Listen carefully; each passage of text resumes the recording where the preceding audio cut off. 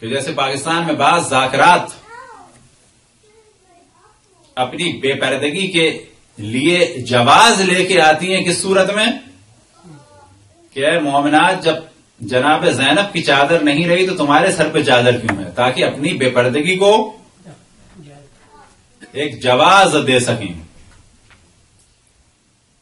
تو یاد رکھیں اس قسم کی ذاکرات کی مجالس یا اس قسم کے جاہل ذاکروں کی مجالس منعقد کرنا ثواب کا سبب نہیں ہے، کیونکہ یہ ہدف امام حسین سے دور کر رہے ہیں لوگ.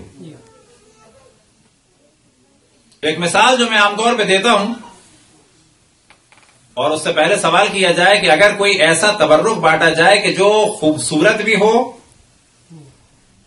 خوشبودار بھی ہو اور خوش ذائقہ بھی ہو، خوبصورت، خوش ذائقہ اور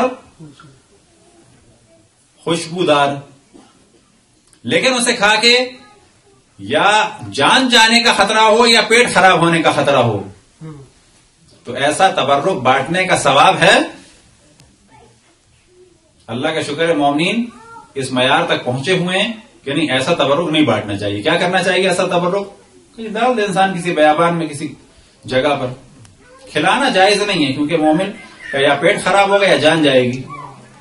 سوال یہ پیدا ہوتا ہے کہ ایسا تبرک تو جائز نہیں ہے، لیکن اگر کسی مجلس میں جا کر جاہل ذاکر یا ذاکرہ کی وجہ سے دین خراب ہوتا ہو یا دین برباد ہوتا ہو تو ایسی مجلس کا ثواب ہے.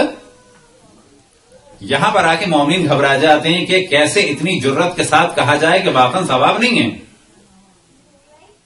یہاں پہ آ کے کنفیوز ہو جاتے ہیں، لیکن یاد رکھیں جرت کے ساتھ کہنا ہوگا اس قسم کی مجالس کو برپا کرنے کا کوئی ثواب نہیں ہے بلکہ گناہ ہے، کیونکہ ایسے افراد مومنین کو ہدف امام حسین سے دور کرتے ہیں، قریب نہیں کرتے، دور کرتے ہیں. برحمتك يا أرحم الراحمين وصلى الله على محمد وآله الطاهرين.